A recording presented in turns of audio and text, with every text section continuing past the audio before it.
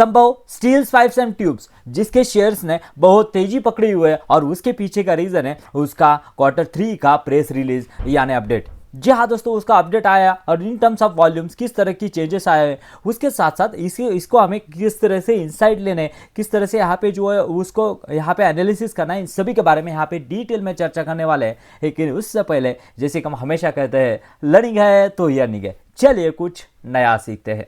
सो दोस्तों, ये कोई भी रिकमेंडेशन नहीं है, जस्ट ओनली एजुकेशन पर्पस के लिए। चलिए देखते हैं क्या हुआ है संभव स्टील्स के बारे में। सो दोस्तों, ये है संभव स्टील के सेल्स वॉल्यूम अपडेट, यानी Q3 में किस तरह का सेल्स हुआ है इनका इन टर्म्स ऑफ वॉल्यूम, ये दिखाया गया है। देखिए, अगर यहाँ पे Q3 की बात की जाए तो 97,472 मैट्रिक टन यहाँ पे इस क्वार्टर में बनाए थे। अगर लास्ट ईयर की बात की जाए Q3 2025 की, तो वो 72,559 है। यानी यहाँ पे सेल्स में अगर देखेंगे, sorry in terms of volume में देखेंगे तो अराउंड 34% की यहाँ पे ग्रोथ देखने को मिलेगी।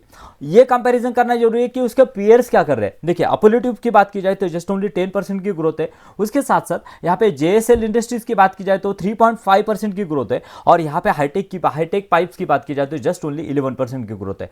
यानी अपने पीयर्स को अराउंड 3 टाइम्स से यहाँ पे जो है वो संभव स्टील्स एंड पाइप्स यहाँ पे जो है पछाड़ रहा है, पहली बात। दूसरी बात ये इंपॉर्टेंट है कि किस डायरेक्शन में यहाँ पे जा रही है, किस प्रोडक्ट मिक्स में यहाँ पे चेंजेस हो रहे हैं, ये देखना बहुत ही जरूरी। सो दोस्तों, अब बात करते हैं कि प्रोडक्ट वाइज किस तरह का वॉल्यूम ग्रोथ जो है वो कंपनी में आया हुआ है। देखिए, उसमें बेसिकली मेन 2 सेगमेंट है। ये तो पहला जो है इंटरमीडिएट प्रोडक्ट और उसके साथ साथ वैल्यू एडेड प्रोडक्ट। पहले तो बात करेंगे इंटरमीडिएट प्रोडक्ट की।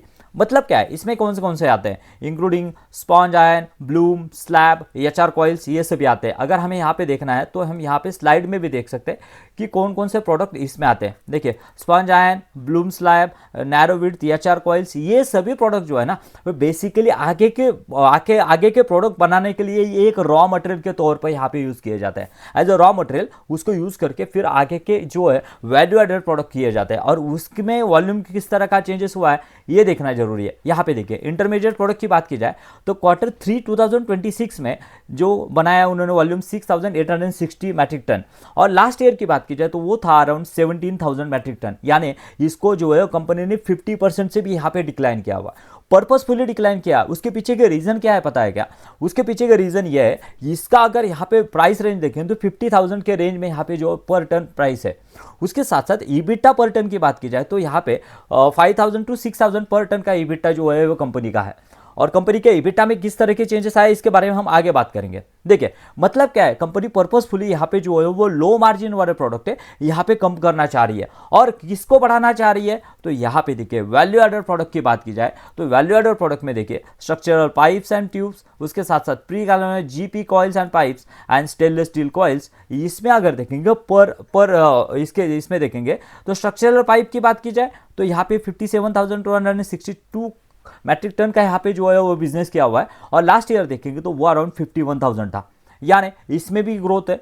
उसके साथ साथ प्री गैल्वेनाइज्ड पाइप्स की बात की जाए तो उसकी बात की जाए तो अराउंड ये 20,000 मैट्रिक टन का यहाँ पे जो है उन्होंने बिजनेस किया। प्री गैल्वेनाइज्ड यहाँ पे इसकी बात की जाए तो ये एक GP पाइप्स करके होते हैं। अगर हमें देखना है तो हम यहाँ पे देख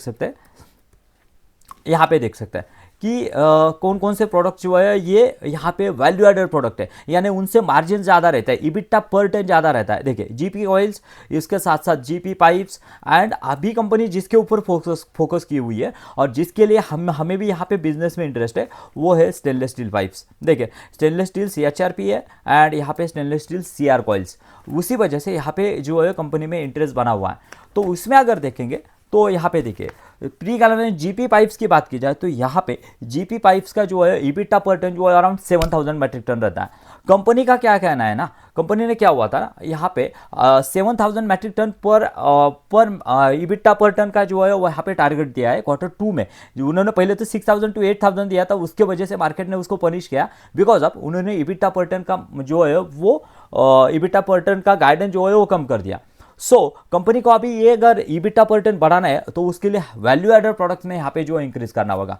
पहली बात, यहाँ पे GP कॉइल्स का देखा हमने कितना है, 7,000 पर मैट्रिक टन यहाँ पे जो है ईबिटा पर टन है। और उसकी प्राइस रेंज अगर देखेंगे ना तो प्राइस रेंज जो है उसके अराउंड यहाँ पे 70,000 के रेंज में यहाँ पे जो है प्राइस रेंज रहती है।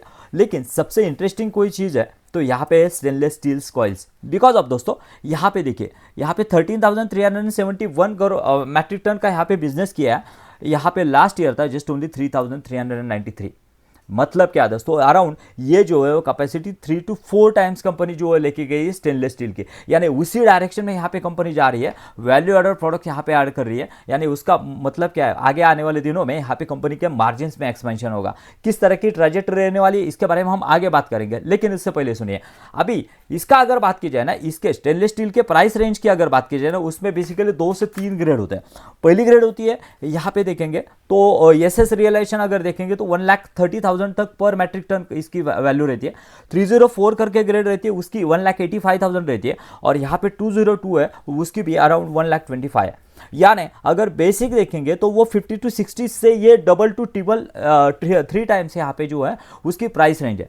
उसके साथ साथ ईबिटा पर टन की बात की जाए, जो कि ईबिटा पर टन यहाँ पे 60,000 50 to 60,000 5,000 to 6,000 है।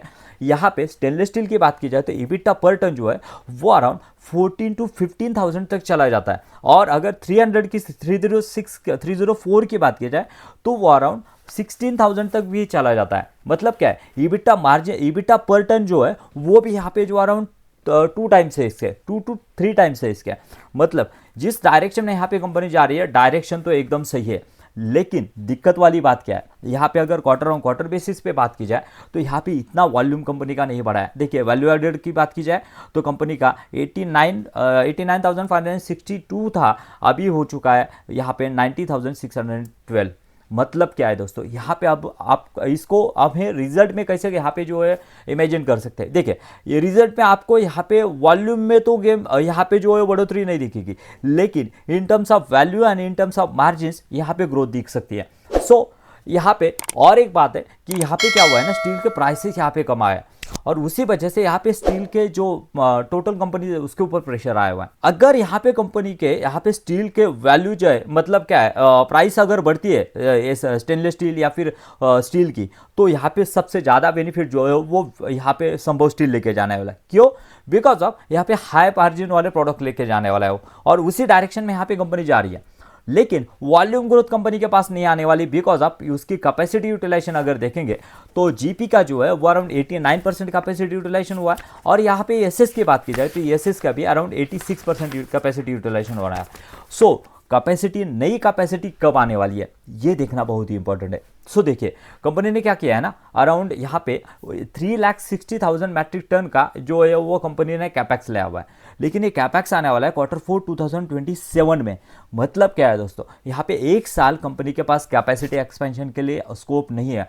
कंपनी यहाँ पे जो है वो पूरा बिजनेस चलेगा या फिर ये सभी ये जो चीज़ें वर्क करेगी वो यहाँ पे मार्जिन्स के ऊपर, ये प्रोडक्ट मिक्स चेंज के ऊपर ये होने वाले हैं। बिकॉज ऑफ यहाँ पे जिस तरह से कंपनी यहाँ पे इंटरमीडिएट प्रोडक्ट उसको रिड्यूस कर रही है और उसके साथ साथ वैल्यू एडेड प्रोडक्ट जो है उनको यहाँ पे जो है कंपनी ऐड कर रही है। सो ये चीज़ें देखनी होगी कंपनी यहाँ पे कैपेसिटी जो है वो कब अपनी लाती है, मतलब Q4 2027 में लाती है। उसके साथ साथ अगर देखेंगे कंपनी उसमें अराउंड 2,40,000 जो है वो कंपनी के HRAP, मतलब क्या है, जो यहाँ पे स्टेनलेस स्टील बनाने के लिए जो रॉ मटेरियल लगता है वो सेकंड ग्रेड का, वो मटेरियल यहाँ पे कंपनी 2,40,000 बनाने वाले है। और उसके बाद में प्योर एसएस जो है वो एसएस बनने वाला है 1,20,000 मैट्रिक टन।